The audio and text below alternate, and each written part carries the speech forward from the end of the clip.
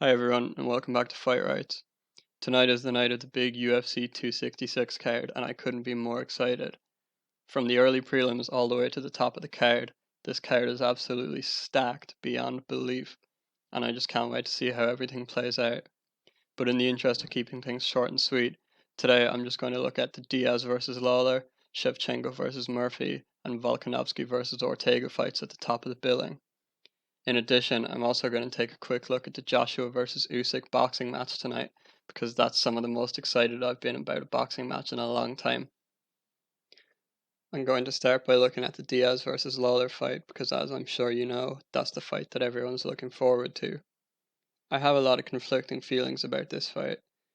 I feel like if this was under Bellator rather than UFC banner, everyone would be losing their minds because the reality is Nick Diaz hasn't fought in nearly 7 years. He hasn't won a fight in nearly 10. And for the last couple of years, Robbie Lawler has looked like a shell of himself. But with all that said, I'm still looking forward to it. I'm hoping it'll be a good fight. But I just don't know how much faith I can place in Nick Diaz. If you've kept up with him at all for the past number of years, all over his social media, he just seems to go out and drink and party. Whereas if you look at Robbie Lawler, he hasn't looked great in his recent fights, but he has been fighting. He's been living the life of a pro athlete. He's been out here fighting for UFC titles and top contenders. I think if Diaz is anywhere near as good as he used to be, he should win this fight, given that Lawler's recent losses, a lot of them have been due to activity, which is Diaz's strong suit, his cardio and his pace. You know, if you look at Lawler's losses to Covington, Ortega, and Magny, a lot of that was to do with the stifling pace they put on him. But it's a big if. I don't know how hard Diaz has been training. He's aged a lot since his last fight. Like I said, he's been partying a lot. And I think another thing worrying from the Diaz side of things is the sudden change in weight class. About a week out from the fight, he notified the UFC and said, I want this fight moved to middleweight. And I think it either says that he's out of shape and couldn't make the weight, or just didn't want to, which either way I think could be a bit condemning. Like I said, I think if, both men are as good as they can be, I think Diaz should win the fight.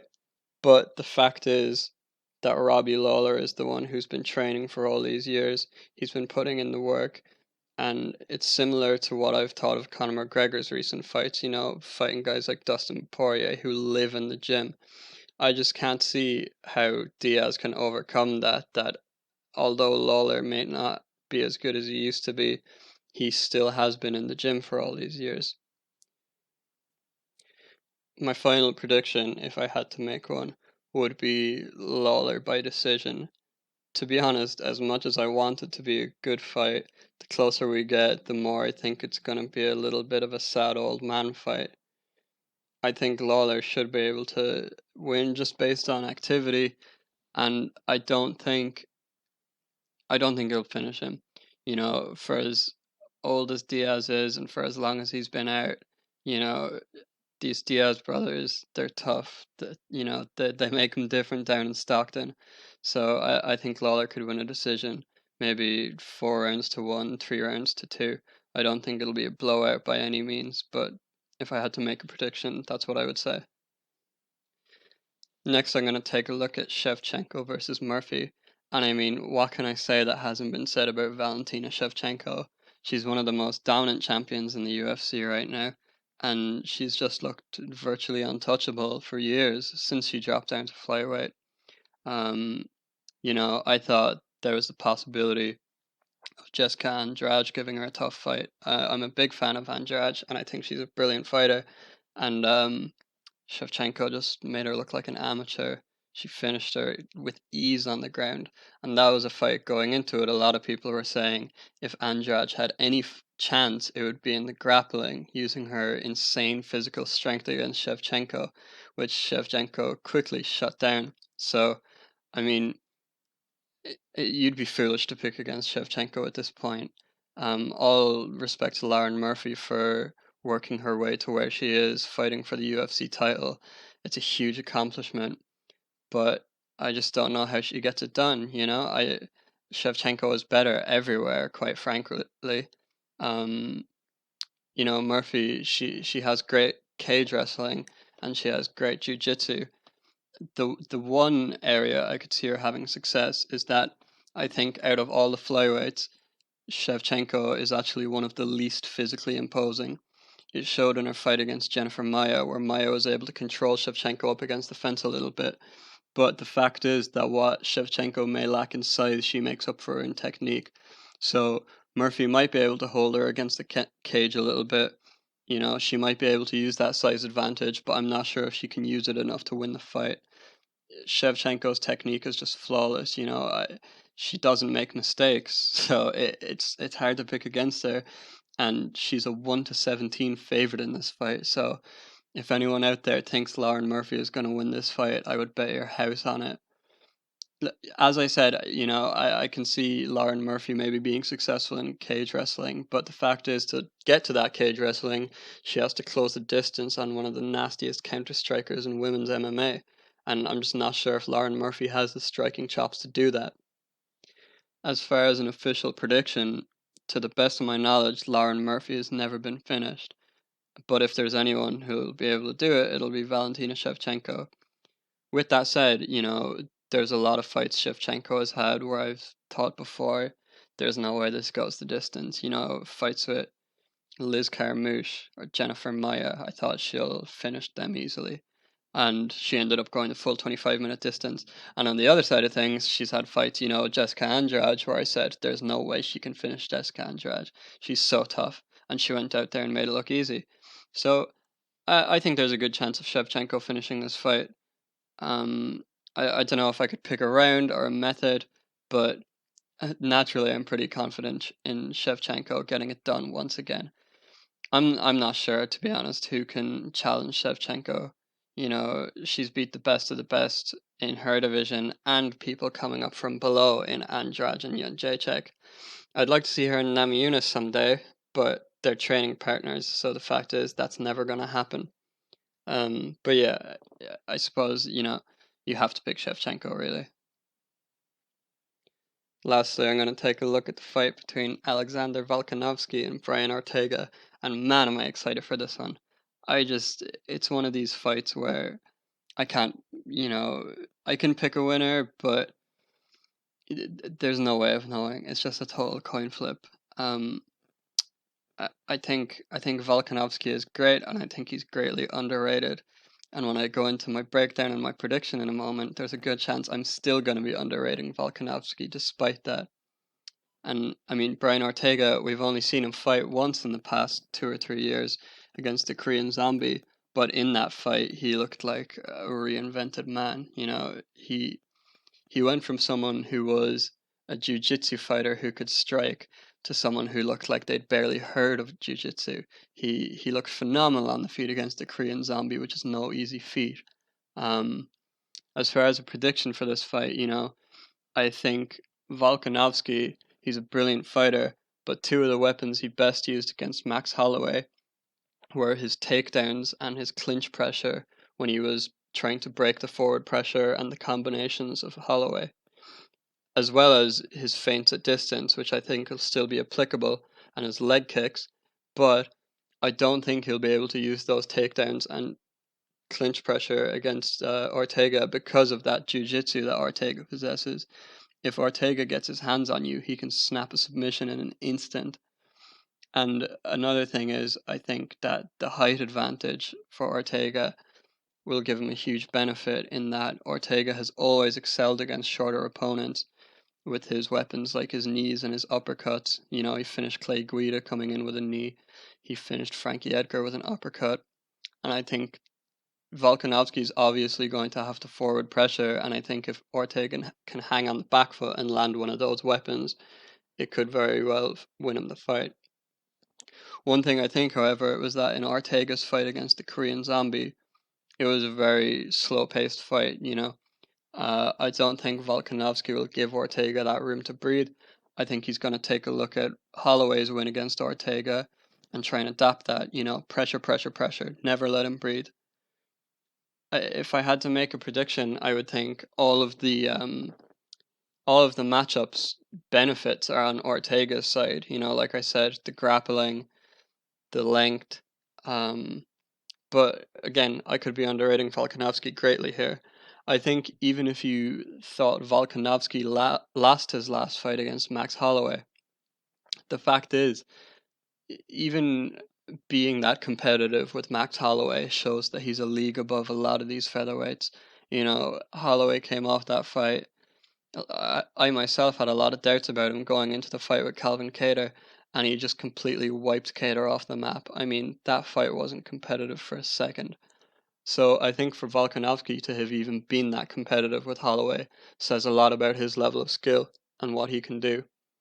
I think, like I said, Volkanovski's path to a win here goes with a lot of pressure and using those same feints and leg kicks that he had a lot of success with in the first fight against Holloway. And I think with Ortega, if he can land those counter shots, if he can get a hold of Volkanovski, he could end up finishing this fight. If I had to make an official prediction, I would say I can't really pick for this fight. It's such a close matchup.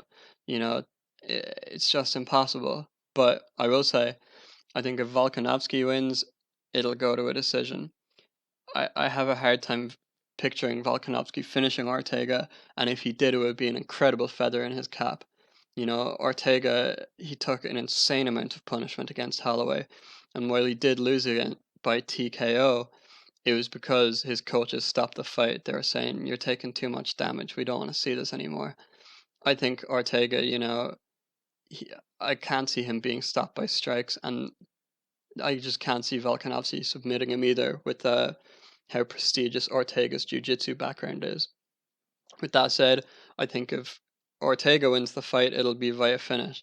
I can't imagine him outpointing Volkanovski over 25 minutes because Volkanovski is one of the best point fighters in the game right now. And like that, I think a lot of Ortega's advantages are advantages that'll lead him to get a finish if there's one available. I could very easily imagine him snapping down on that guillotine that he finished Cub Swanson with, and he finished Renato Moicano with. And similarly, I can imagine him catching him on the end of some of his deadlier strikes, like he did against Frankie Edgar, or that he dropped the Korean Zombie with, like that Korean Zombie spinning elbow he hit him with.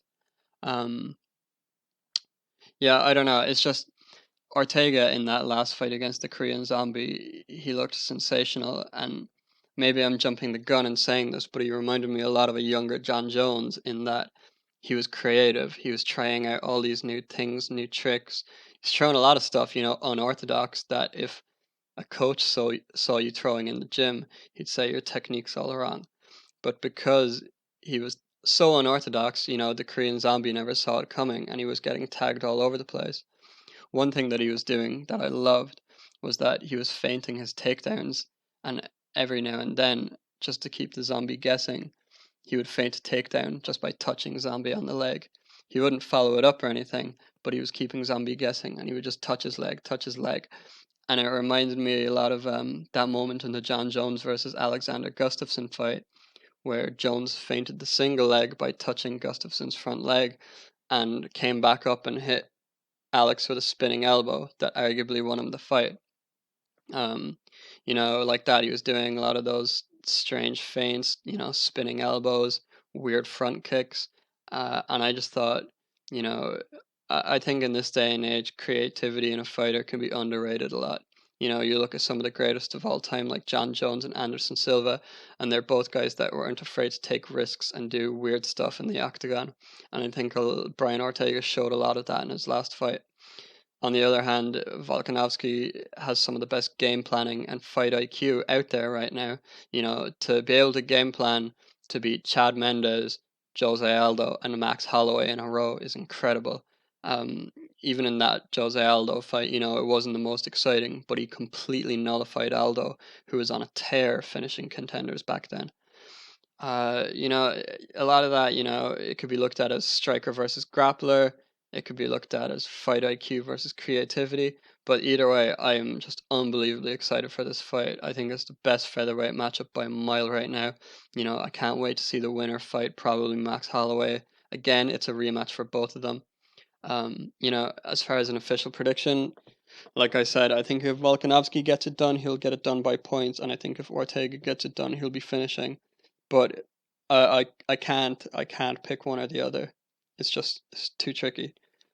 As a bonus, I'm going to take a quick look at Joshua versus Usyk fight that's on tonight. I think this fight is being severely underrated by people simply because it's not Joshua versus Fury, but I think Usyk poses the most challenges that Joshua has seen in a long time. He has a very unique skill set in that he's one of the few guys who'll speed up as the fight goes longer.